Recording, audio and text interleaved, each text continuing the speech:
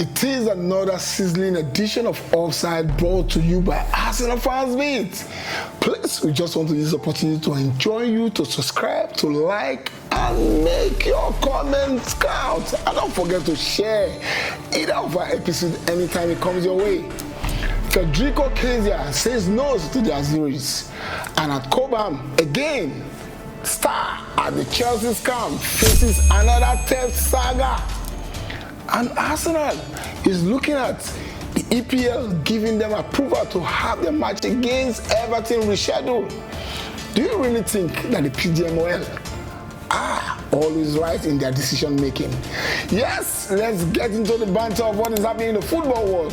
Anyways, Federico Kezia says no to Gattuso. He says, look, I'm not going to be playing for the Azuris this time because I'm not too confident that I found my form. He said, yes, basically I've played for some minutes for Liverpool, but I'm still finding my form. There are a lot of players that will not do this because every player is itching to play for his country. But for Federico Kezia, he just want to give the best anytime he plays for the Azuris. Anyways, that is all cup of coffee. So going forward, you remember Raheem Sterling?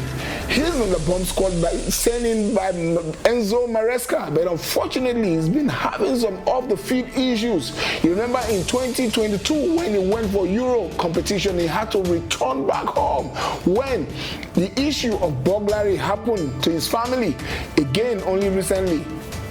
Other guys came calling again, but unfortunately for him, they did not go away with anything. But this is becoming an issue in English football. A lot of players aren't having peace of mind walking on the street.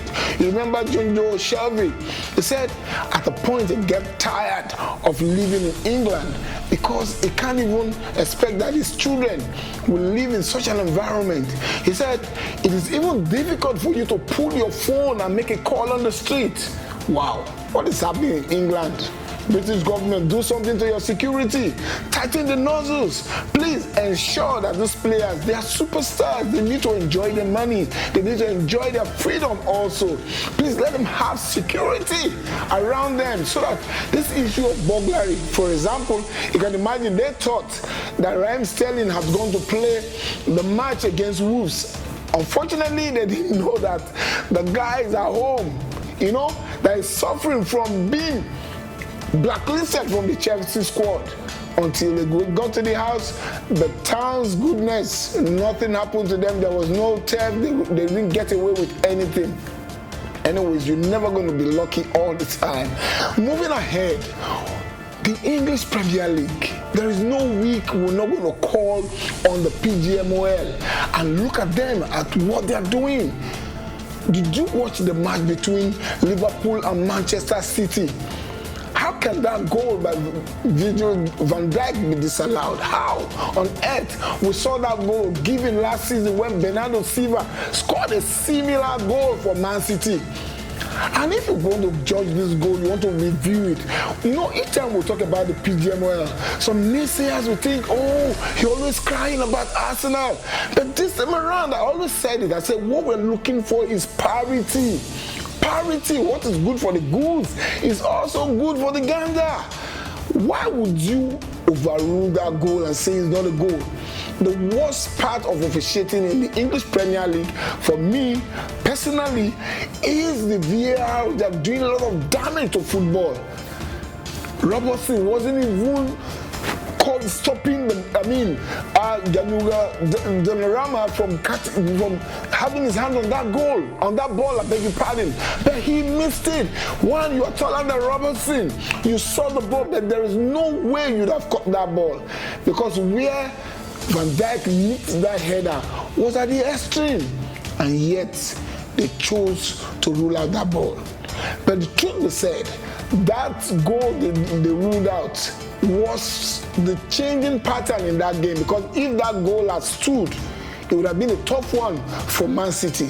They went ahead to win the game by 3-0. Yet anybody out there would say, look, Liverpool ain't playing well, they wouldn't have pulled their weight, but that goal would have made a difference. We also saw the match between Arsenal and Sunderland. The elbow on Mikel Merino. They said it's not a foul. and they awarded a goal kick. But right there in the same game, we saw a similar incident and the referee awarded a yellow card to a Sunderland player. Sometimes it's difficult to understand what the right call is. PDM well, Harold Webb, you and your cohorts, you guys should have your head re-examined. I'm telling you guys should have yourself re-examined, because there is no week that we're not going to call you guys until you get it right. Anyways, on the other hand, Mikel Arteta and the Arsenal officials are looking at having the match against Everton coming up sometime on 20th of December to be rescheduled. Because if it's not rescheduled, what it will mean is that Arsenal will be playing 2 games in 3 days. That is nerve-wracking, nerve-wracking. It doesn't matter whether you have squad depth, but this is going to break the psychology, the psyche, the mental ability of those players. So this is what we're saying. If we're playing football for money, they should also have life to live. Anyway, this is how it's been on this edition of Offside, brought to you by Arsenal Fans Beat. Until come your way again, don't forget to like, to share, and to subscribe. It is keeping tight because it is the offside.